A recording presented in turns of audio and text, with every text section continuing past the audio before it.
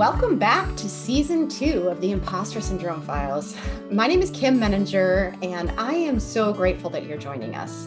When I started this podcast last year, my primary goal was to normalize the experience of imposter syndrome, to make it easier for us to talk about, and to access the support that we deserve. I am so grateful to everyone who has shared their stories with me, and I'm fascinated by the linkages between imposter syndrome and so many other facets of our lives. The conversations that we had last season led us in so many powerful directions. I'm excited to continue these conversations in Season 2. As always, if you have a story to share, please reach out to me. I would love to interview you. And if I can ever support you on your own imposter syndrome journey, I'd love to connect on that too. Thanks again for being here.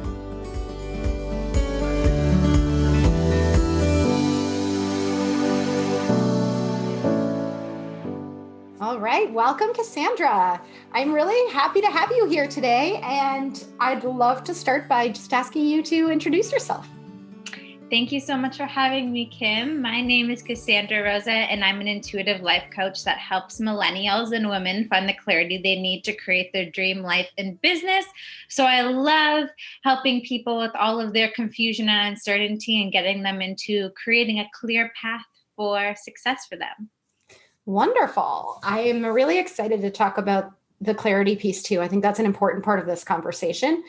Before we jump in, I want to just ask you a couple questions about imposter syndrome. And the first is, what does it mean to you? And then next, how, if at all, has it shown up for you?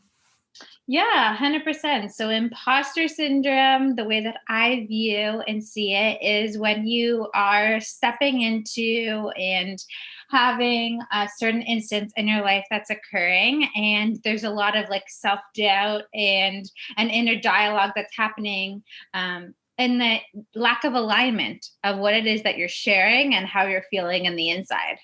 Ooh, I like that. That's a good way to put it. Mm-hmm. Have you experienced it at all yourself? Yeah, multiple times for sure. I think when I was in university and really stepping into my professional career, I was studying to become a psychologist. And there was lots behind the scenes of me not being in the best headspace, which was interesting, thinking, okay, I'm going to step in this career of helping people with their mental health issues, but I'm going through it myself.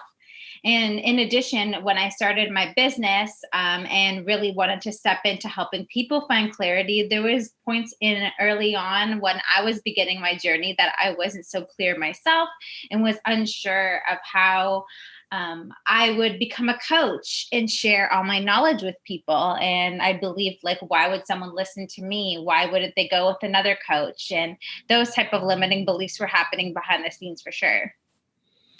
I can relate to you on the psychology piece too, because that's what I studied in undergrad. And I think there is some truth to the idea that those of us who study psychology have some things that we're trying to work out for ourselves.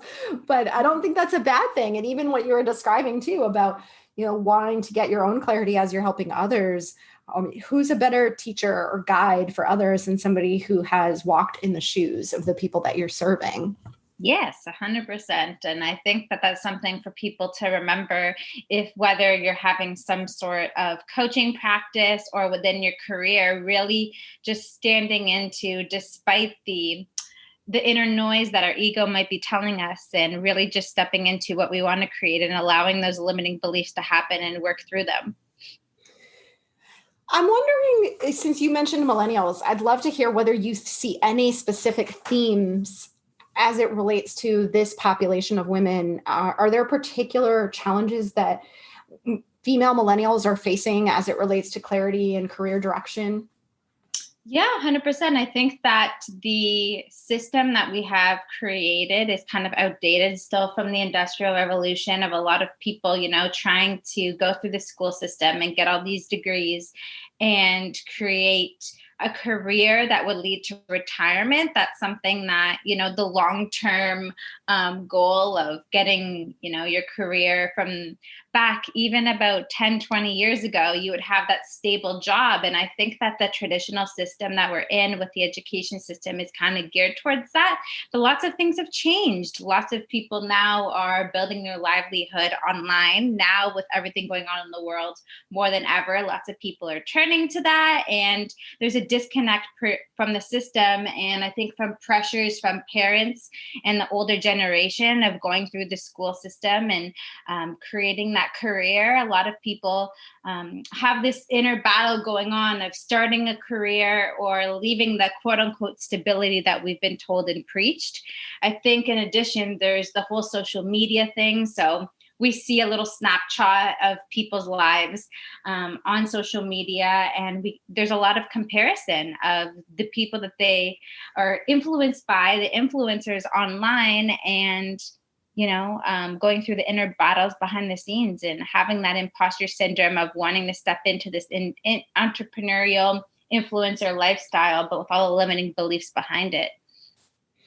I think that's such a great point. I can remember I'm a Gen Xer, so I can remember when I was going into college and I sat through my orientation and they basically told us, study what you love. Don't try to pick a practical choice. Just study what you really love, because that's what's going to motivate you to invest in your education, to fully show up, to maximize the experience that you have here. And then it feels like the message to people more recently has been much more focused on what's practical. I think because the cost of tuition has skyrocketed, the job market, as you mentioned, has been a lot more volatile. And so there's this real challenge or pressure on younger women to think about not just what do I do well, but what's going to help me pay off my student loans, or what's going to make my parents happy. And if you're going down a path that doesn't feel in alignment with your values or how you want to contribute to the world, that has to create a lot of inner self-doubt and anxiety. Yeah, 100%. There's the battle between, the dream lifestyle and the things that are emerging, and then all of the past and the programming and the parents and all these things that hold us back. So what do you do? And not you personally, but what does one do in that situation? What would you advise them to do if someone's listening right now and this is resonating with them? What's a first step? I think it's empowering yourself to be able to give yourself permission to create that vision of what you want your life to be.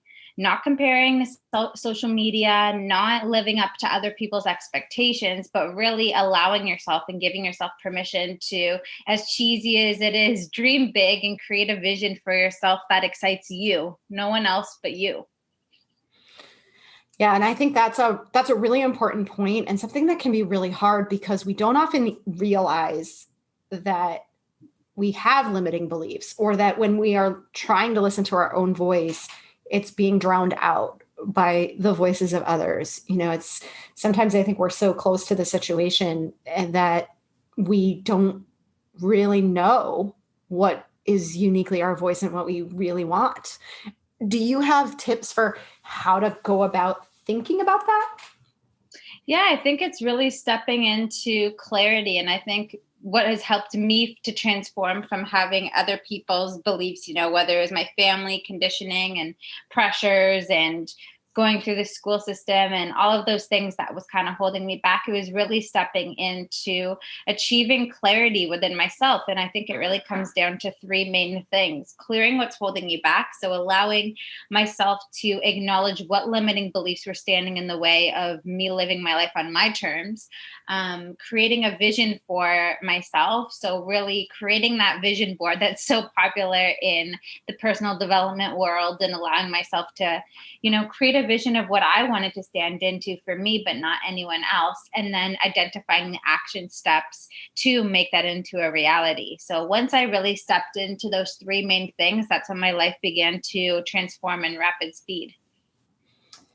And are there points along the way when you felt like you were struggling with your own confidence around these?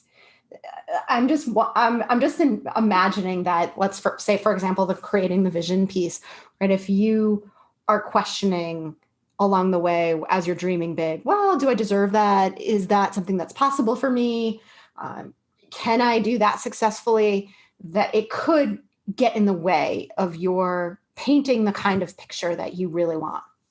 Yeah, I think it's acknowledging that when you're stepping outside of your comfort zone, when you're stepping into the unknown, when you're embarking on a spiritual path or a personal development path, that as you grow and evolve and you step outside of it, all that stuff's going to come up. So seeing that with grace, allowing yourself to work through those emotions and become aware of them so that you can shift through them, clear them, and move forward. So act in spite of all of these limiting beliefs that are happening. Yeah, and I often think about these limiting beliefs too as really the voice of fear, cleverly disguising itself in different ways. And sometimes it's disguised as pragmatism, right? Of the arguments that this just isn't the right time to be thinking about a career change. We're in the middle of a pandemic, right? Or I really can't afford to make a career change. I make too much money right now. And so it wouldn't be financially responsible of me, given my student loans, to do something that I really want to do. And so it can be hard sometimes to see past what seems practical and recognize that what that voice is actually doing is trying to keep you in your comfort zone. Yeah, it's seeing it as a choice point, like a fork in the road whenever these limiting beliefs are happening, and having that visual representation and saying, hey, am I going to choose the path of giving into my limiting beliefs and take the longer, more strenuous path of having that inner battle? Or am I going to acknowledge and see these limiting beliefs that exist and write them down and work through them, but then continue taking action on the vision that you choose? That's kind of what I do even to this day. Whenever I have a limiting belief come up, just see the fork in the road and choose my vision over the limiting belief. Yeah. And I often say, what's bigger than the fear, right? Because I think the fear can be so powerful and it can be so much stronger than anything that we might be imagining or dreaming about. And so I think you're right to really balance the fear that's inevitable, because we're always going to be fearful when we step into the unknown, against the values, the what's really important to us. What kind of a life do I want to have? How do I want to show up in this world? And to use that to kind of push through some of the negative thinking. Yeah. Couldn't agree more. Yeah. So what else do you say to millennial women or anybody at this point around, just managing those dark thoughts or stuff that we all have, the imposter syndrome piece of like, I'm not good enough, I'm a fraud. Is there anything else that you would recommend to somebody who feels that way? Yeah, I think it's really getting those thoughts out of your head and out on paper or sharing it with a friend. I think that emotions are just energy in motion. So if you're going to keep that energy stuck in your mind, you're going to keep that stuck into your body. It's only going to be more detrimental to your mindset and your well-being and your body. So I like to express it out by confiding in a friend or journal about it. And you can write on a piece of paper, I release the following limiting beliefs, and really just start to write them down and clear them out. Imagine as you're doing that those thoughts are leaving your head and going to the paper. And then I think it's really powerful to grab another paper or in your book and write down what you choose to step into, which is often the opposite. So if you are experiencing lack of confidence in yourself, maybe step into empowerment. And as you complete that exercise, really burn the paper, rip up that paper of the limiting things, and constantly reaffirm on a daily basis or multiple times a day these new beliefs that you want to plant in your mind. Because the more that you focus on those, the more that they will grow and flourish in your mind. I think that's a really powerful strategy, because I agree that we have to get outside of our own heads, and putting our thoughts on paper really forces us to not only crystallize them, because a lot of what swirls around our head, we just take for granted and don't really fully understand. But it also allows us to challenge it in different ways. So I think it's a great idea to spend some time really thinking about what's holding you back. And I often say, when you are thinking up all of the reasons why something isn't going to work and you write them all down, right? To go through them and ask yourself, what is this a fact that I can't do this, right? Is this a fact what I'm telling myself? Is there another way to look at this? Because we do tend to let our emotions drive us, and that's just part of being human. There's nothing, I'm not criticizing anybody. I'm certainly someone who does that as well.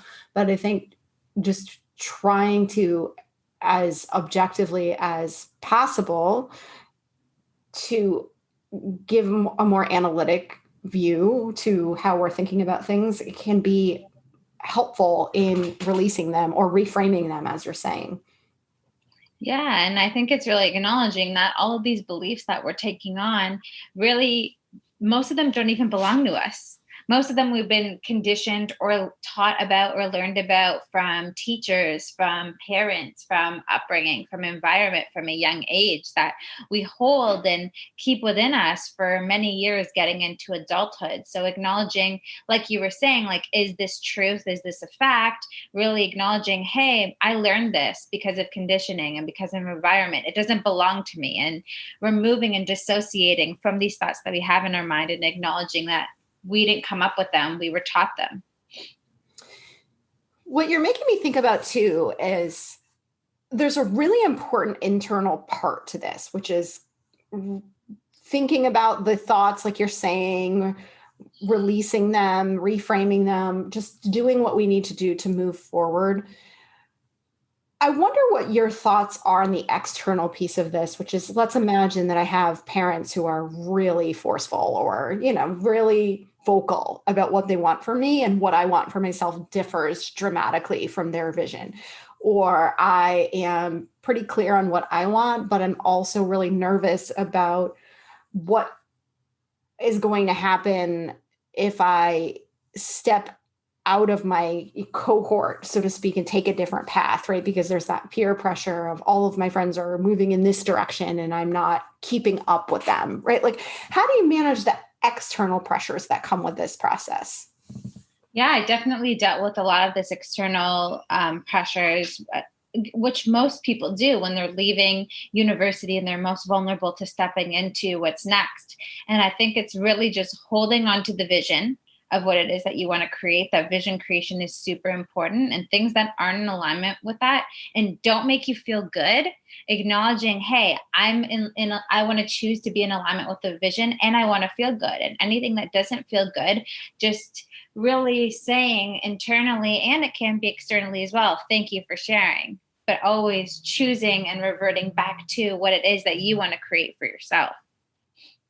Yeah, and I think that the thank you piece is helpful too, because I do think that the majority of people who are trying to guide us are well-intentioned, and our parents in particular are driven by fear a lot of times, right? They're maybe living vicariously through us and hoping that we won't make the same mistakes that they did, or that we will have an opportunity to do the things that they weren't able to do in their time. But they're also worried, and they have certain ideas about what success looks like or what the more practical path looks like, but they're not us. And so I think even just acknowledging where those thoughts are coming from, right? They're coming from a place of, I want you to be safe and I want you to have the best life. And in my mind, what you're describing doesn't fit that profile. Yeah. Seeing them with grace, seeing it with gratitude, like you're saying, is such a big piece, because there is a good intention behind it for sure. And just despite that, it could be even sharing that and just being like, hey, I see that you want to help me. I see that you're looking for my best good, but this is what really feels the best for me and my path. And this is what I'm creating right now. Because what I found back when all of this was happening and they were sharing their perspectives, my parents, my friends, it's because I wasn't really vocalizing my vision and asking for support in that vision. Yeah, that's a good point too. And I do think to some extent it might be helpful to share why the current path isn't working.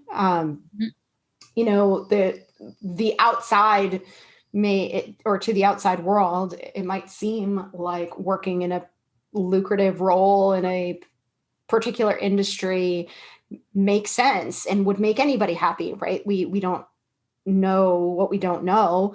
And so to let them in on why it's not working and what the motivating piece is for like you said, the vision, right? For looking for something new. And it won't necessarily change their minds, but it'll give them more insight into where you're coming from. Yeah, it's a matter of perspective, right? They're seeing things from their point of view, like you were saying, of the worry and not repeating their mistakes and wanting the best for us, right? And then from our perspective, it's like, well, this is what I want to create, and being able to have that open communication so people can see the varying perspectives that can help with communication and for the relationship at large.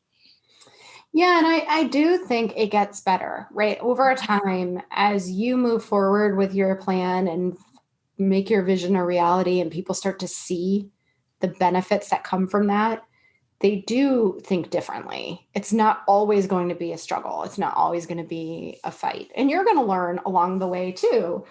You may not end up in the same place that you thought you would. So Yeah. that too, I think, is helpful just in maintaining some flexibility. Yes. Anything else that you would offer to anyone listening who may be on a similar journey? Yeah, I think it really just comes down to acknowledging that you're not alone. I remember when I experienced my now what moment, and now what moment is a time of uncertainty and transformation, of transforming from one chapter of your life to another. I really highlight this in my book, actually. I remember feeling completely alone and overwhelmed by people's opinions, by the pressure from myself, by things not working the way that I wanted to, or a goal not being achieved, acknowledging that that happens for a lot of people, and a lot of people deal with that behind the scenes. I think now with COVID, lots of people are dealing with uncertainty, and they're being caught up with all of the shifts and quote unquote lack of control, what's going on. So I think it's really allowing yourself to feel and work through those emotions so that you can clear them and get them out of your mind and out onto the paper using the techniques I shared, and really just allowing yourself in this moment to just think about big, create the vision for yourself, and to take the action steps bit by bit, baby step by baby step, because the more that you do that, the more that you'll step in your true aligned divine path and get to where you want to be. Where were you before? What do you mean, where was I before? Did you have a different career before you did this? Oh, for sure. So I thought I wanted to become a psychologist. And here in Canada, halfway through my degree, it changed from 8 years to 12. And something in my gut just didn't feel right. Oh, wow.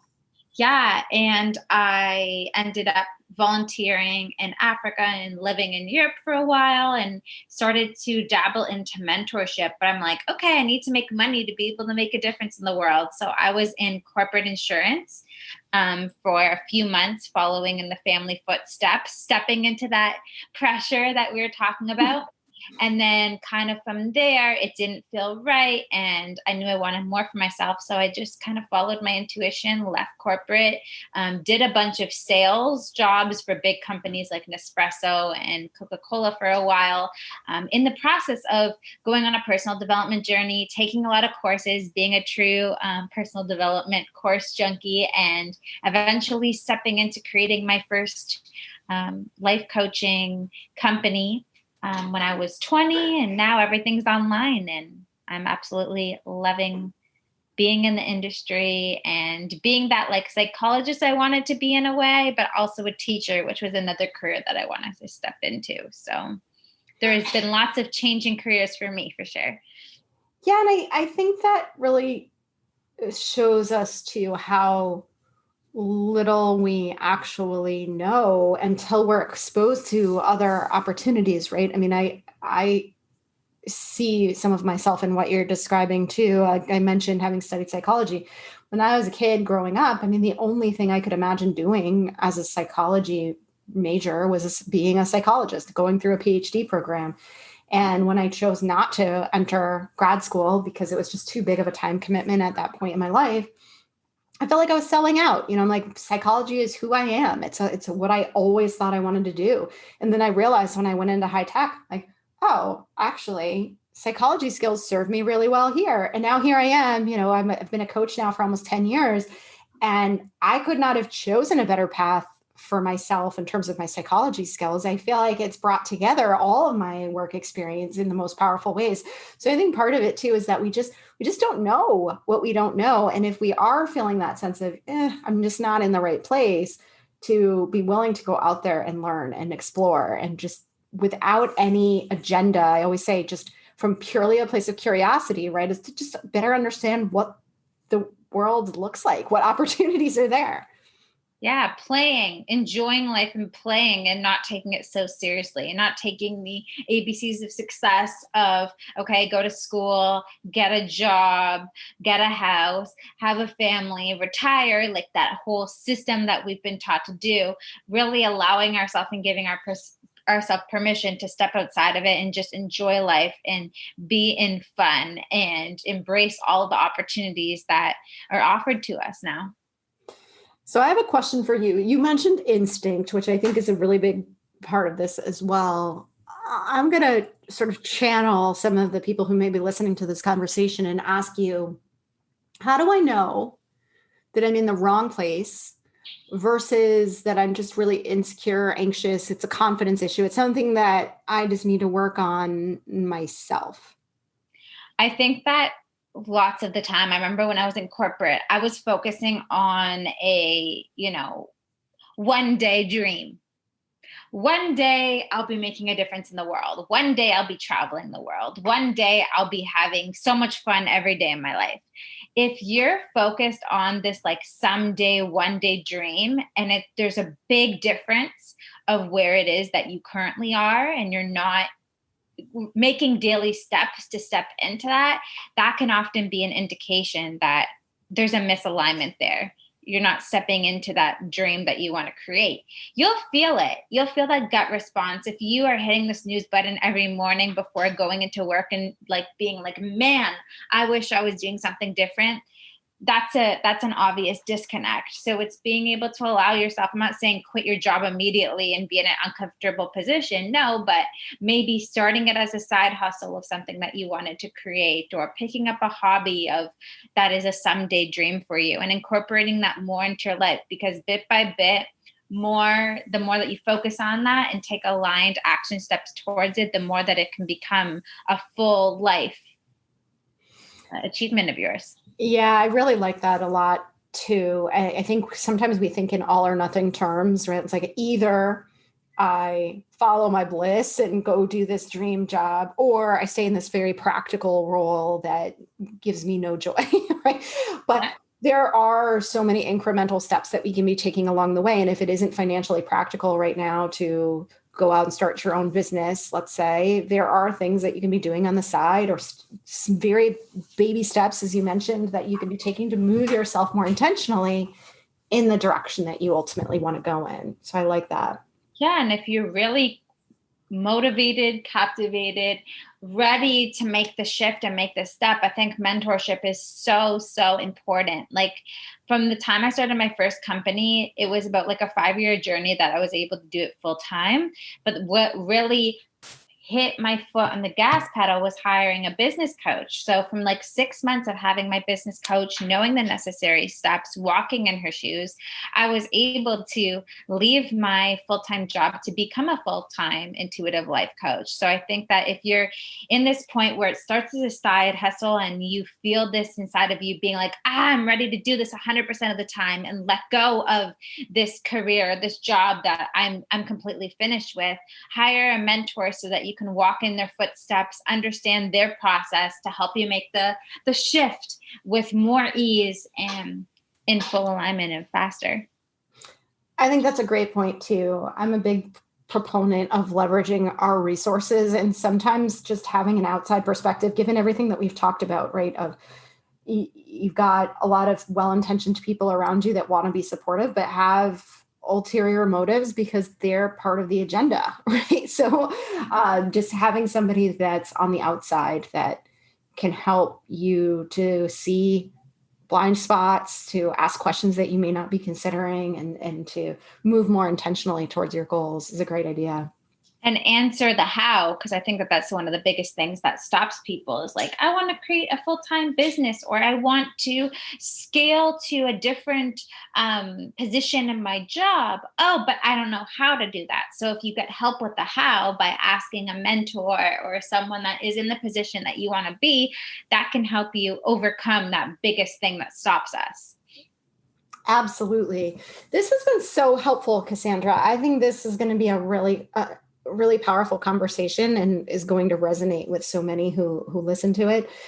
I wonder if, as we're wrapping up here today, if you wouldn't mind sharing what motivated you to want to tell your story today, and what are you hoping that people will take away from it? This year of 2020 has been a very transformational year for me and for a lot of people around me. They are looking to better their lives and transform from this uncertain time into making some of their someday dreams into reality. And I released a book earlier this year in the midst of the pandemic in August called Now What? Create the Clarity to Achieve Your Dreams. And when I released it, I set this intention that I really want to help people find clarity in this uncertain time. And that is my mission. And that's what I'm fully stepping into for this year and next year as well. So my intention of being on this podcast today and sharing the story was to help empower you to find the clarity in your own life and allow you to be inspired by my story, by Kim's story, so that you can start to make those goals into a reality. So that's what truly motivated me. Well, thank you. I'm really grateful that you're here and so appreciative of all the great insights and guidance that you shared with us today. Thank you so much for having me. Thanks again for listening today. If you're struggling with imposter syndrome and you'd like additional support, check out the show notes for more resources or contact me directly. I would love to help you. And if you'd like to tell your story, I would love to interview you. You will find my contact info in the show notes, so reach out anytime. Thanks again.